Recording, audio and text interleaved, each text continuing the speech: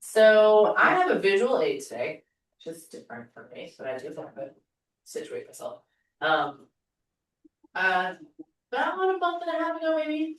You have the luxury of having a seminarian joining you once a month, which means I'm getting asked to do things, think about big things, which spark some of these talks that I give. And this particular day in class, we were given a painting, like an image of a painting, with no context for that painting.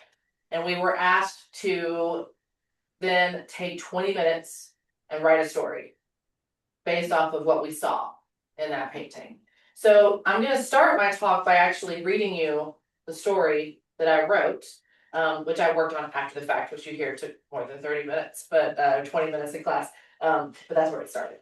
And so I'm going to hold this up, so I know we have Zoom folks. I'm going to describe it, and then I have 2 copies, and I'll pass those around the room as I start the story, so you can take a closer look at it.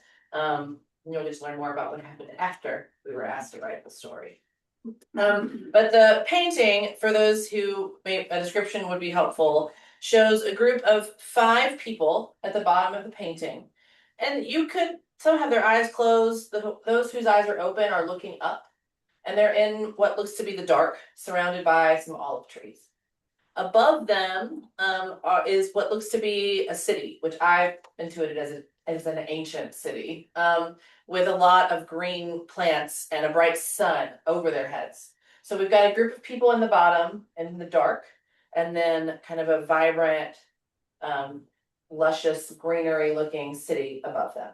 So that's the description. This painting is by Lauren Wright Pittman. And I'm not going to tell you the title because I didn't get to know that when I wrote the story. So here, I'm gonna read this so they can see. oh, thank you. Okay. And then I'll have Annie go pass that along this side of the room. Did it work? Yeah, it is. Okay, great.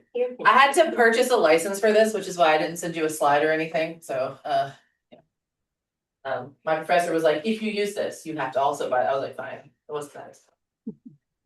Okay, so as you take a look at that painting, or as I start recall what I just described, again, so I saw this painting and then started this story.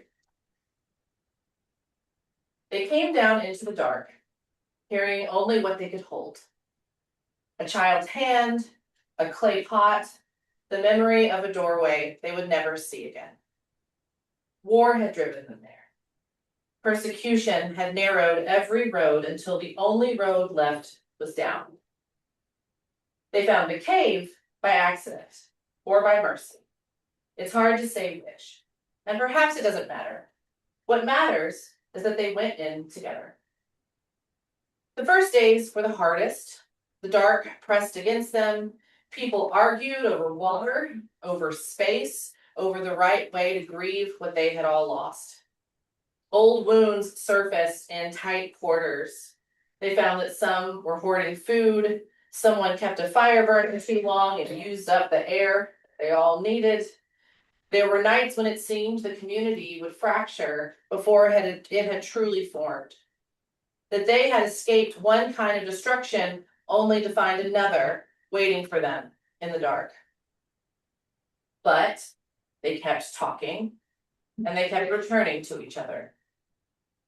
Slowly and painfully, the way all real things grow, they found their way into a shared life. They divided labor not by rank, but by gift. Those with strong hands built, those with steady voices taught the children, those who had known grief the longest sat with those who were just entering it. And they learned to ask, what do you need? And more slowly, harder still, they learned how to answer that question honestly. They made light where there was none. First small fires, then carefully tended lamps, then with time and ingenuity and the particular stubbornness of people who refused to stop imagining, they found a way to coax thin threads of light down through cracks in the rock, bending it with polished stone, pooling it in the common spaces where they gathered to eat and argue and tell each other the old stories. It was never fully bright, but it was enough to see others' faces by. And that, it turned out, was everything. They did not know what they were building. That's the most important thing to understand. They were not building a monument or a legacy, they were simply tending to each other. Just like the small gardens they coaxed from underground streams and smuggled soil, tending the children and the eldest and those ones whose spirits had gone quiet.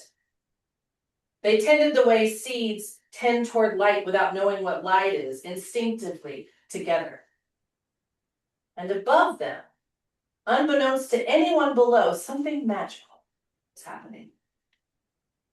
There was a city that grew the way a dream grows, in the logic of love, rather than the logic of planning. First, a room appeared above where the elders gathered to settle disputes. It had high ceilings and the sound of wind in its walls. Then a garden erupted from the rooftop above their kitchen, vines cascading downward as if reaching for hands that had tended the roots underground. Streets formed above their paths, doorways opened above their threshold. Olive trees grew, ancient, overnight, thick-trunked and patient, bearing fruit so heavy the branches bent toward the ground, like they were trying to offer it by hand. And the plants did not grow politely, they grew exuberant, insistently, taking up space, spilling over every wall, reminding everything around them that life is an argument that it intends to win. Soft beds appeared in rooms full of morning light, gardens dense with food, basins of clean water, tables long enough for everyone. This city was not built, it was summoned. Called up from below by decades of people learning to say you matter, and I will carry that with you, and we do not leave each other. And then they found their way out of the cave on an ordinary day. There was a child chasing a thread of light, and they found a passage that others had missed, and she called back, "Come and see," and the people came blinking into a world so green and so alive that to their eyes that had gotten used to the dark, it just seemed aggressive. And this place that they came to asked something of them immediately, that abundance. It said, now that you are here, you must take care of this too. They stood in the doorways of homes that had been waiting for them. They ran their hands along walls that they already knew somehow. They understood without being told that the life above and the life below were one life. They had not been buried. They had been planted. And now seeds become forests. They walked into the world their love had made, still arguing, still learning, still reaching for each other in the dark, but this time under an open sky with soft beds to return to and olives to press and children to feed and all the ordinary, sacred work of tending a life together. They had always known how to do that, but the cave had just given them time to remember. So ends my story. So the title of the painting is New Roots, which once you like see it and get inspired, you're like, oh, the painting is called New Roots. And what I didn't know at that time, professor didn't even tell me, I looked it up afterwards. The painting is actually made in response to a passage from the book of Jeremiah, Jeremiah 29. The artist had read those words and seen something in them worth painting, and I saw the painting and wrote something in response, and now here we all are, downstream of a letter written 2,600 years ago by a prophet to a people in exile. So that's how these things travel. To continue with my metaphor, that's how seeds work.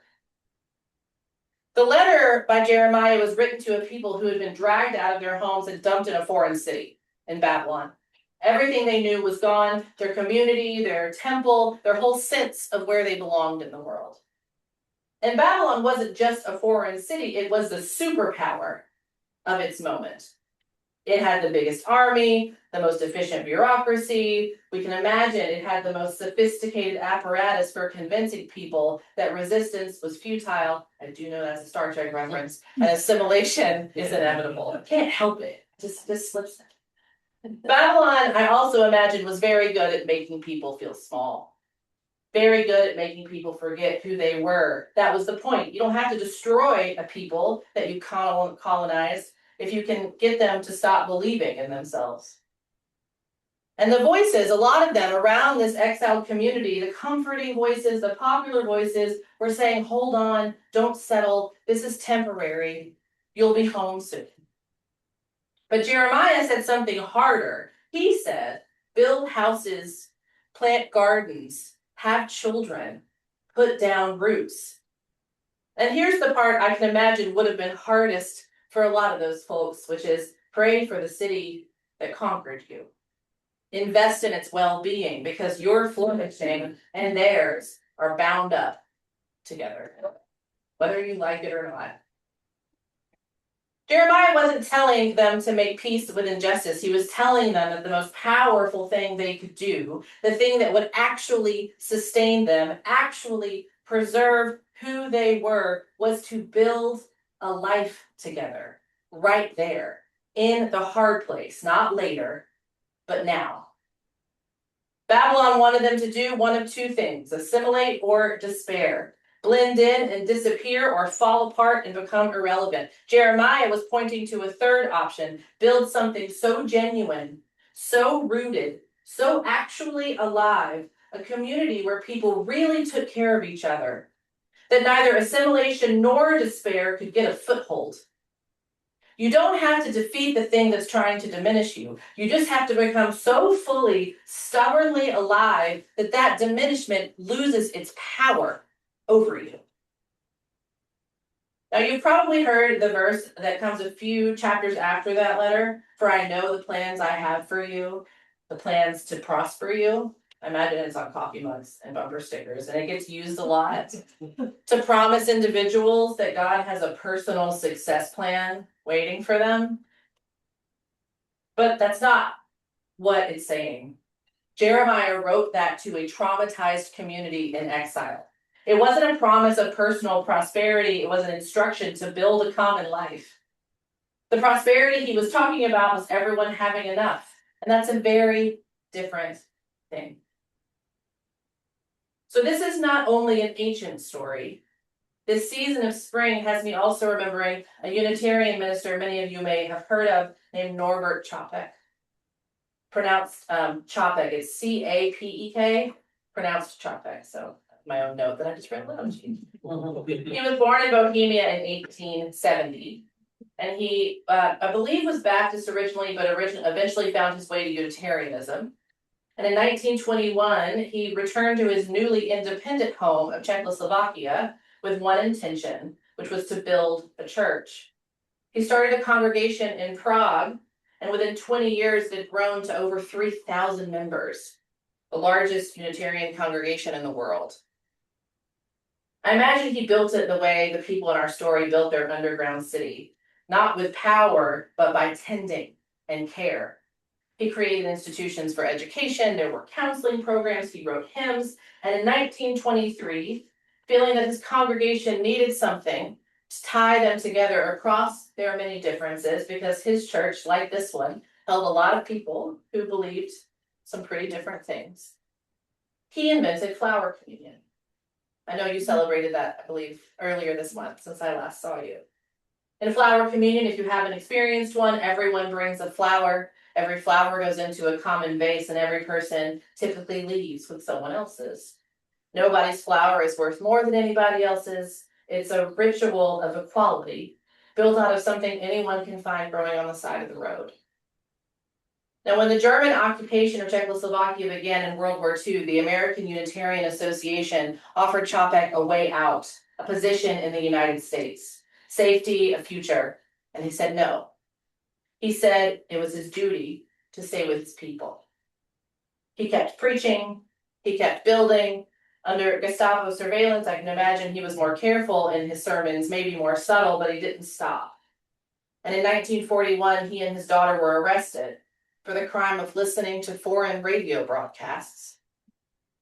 He was sent to Dachau. He arrived in July of 1942, and in October he was killed. Here's part of that story that stays with me, though. While he was in prison, enduring what you would expect a Nazi prison to inflict, He wrote home that he had composed his best hymns. In the dark, in the cold, with no guarantee that anyone would ever sing them, he was still making something, still planting.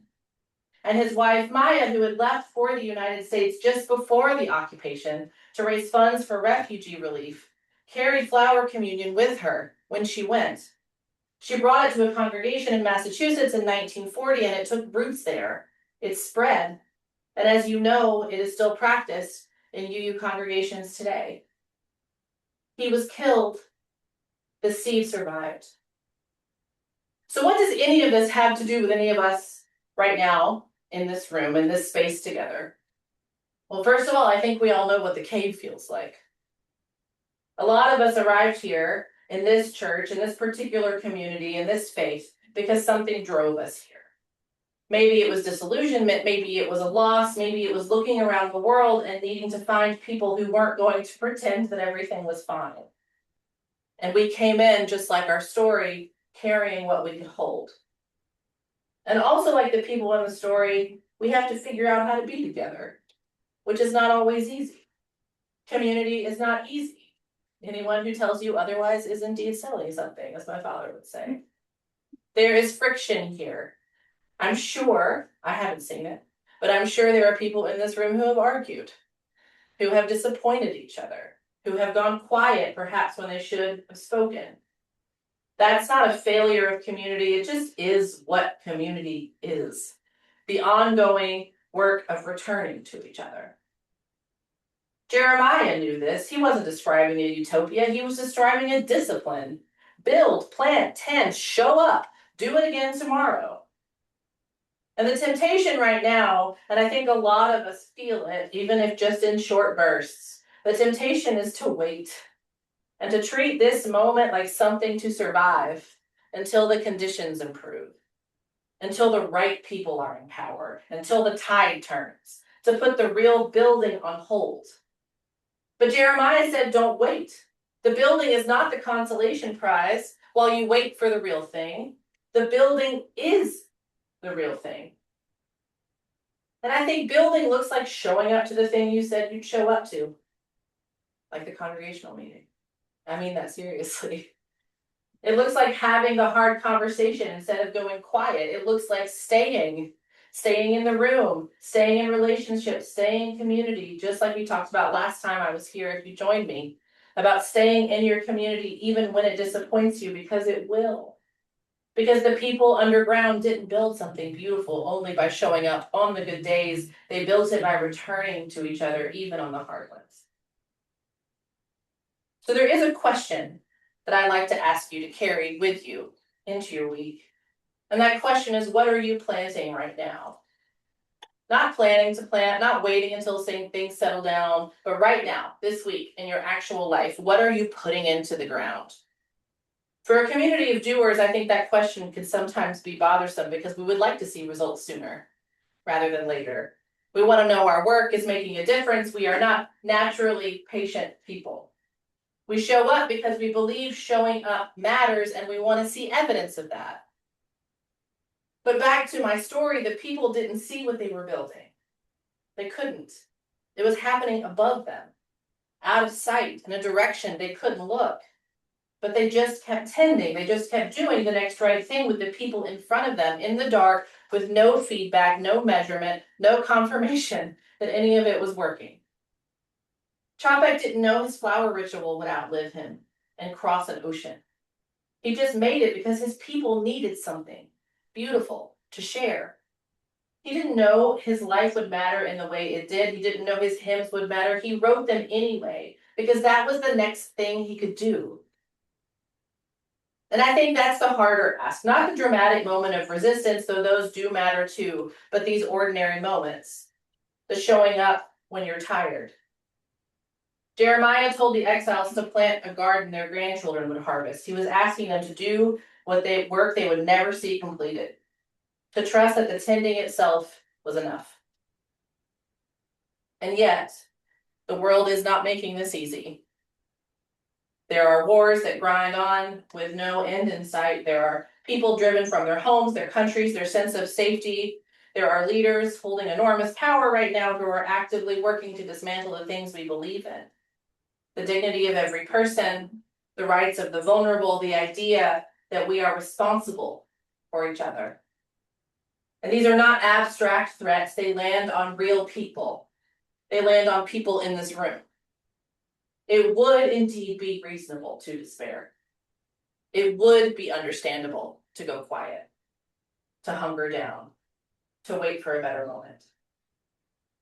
But what I keep coming back to is that in every age when the darkness has pressed in, and it has always pressed in, there have been people who looked at the rubble and started stacking stones. Not because they were naive, not because they couldn't see how bad it was, but because they understood the way Jeremiah understood, the way Chávez understood, that the way people in that cave understood, that the building is not what you do after the hard time passes, the building is how you survive it. The building is how you refuse to be reduced by it. And people are doing this right now, in places that we can barely imagine, with far less than we have. They are planting gardens in the wreckage. They are teaching their children in rubble. They are making art and music and community and meals and small acts of ordinary care in conditions that should make all of that impossible. But they are choosing every day to build a life anyway, not in spite of what's happening, but in the middle of it. And I don't think that's optimism. I think it's something harder and more trustworthy than optimism. It's the human insistence, stubborn, persistent, unkillable, that life is worth tending, and that the person next to you is worth taking care of, and that something can still grow. All across our Unitarian Universalist congregations, people are gathering across their differences, bringing what they have, even something as simple as a flower, and leaving with something that belonged to someone else. And somewhere right now, in cities under bombardment, in communities facing persecution, in places where the power is out and the future is unclear, and the only thing certain is the person standing next to you, people are doing what humans have always done when the road runs out. They are turning to each other, moment to moment, day to day, in the place that they have with the people they've got. And our work is to make sure they're not doing it alone. Jeremiah told the exiles that their flourishing and the city's flourishing were bound together. We are bound to these people in these places too. Their ability to build depends in part on whether we are building something here worth building. A community sturdy enough to act, rooted enough to last, alive enough to give something away. And that's where we are. We are not at the end of my story.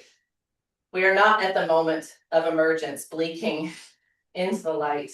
We are still in the middle of it. We're still in the cave, still making light out of what we have, still learning to ask, what do you need, and still learning how to answer honestly. But I don't think that's a diminishment, at least I don't mean it to be. I think that's exactly where the work is and where it has always been. So tend to what is in front of you. Care for this community, care for the people in your life who are struggling to build anything at all. Tend to the world in the ways available to you with what you have. We have this hour, we have each other, and that is enough to begin. 8 seconds.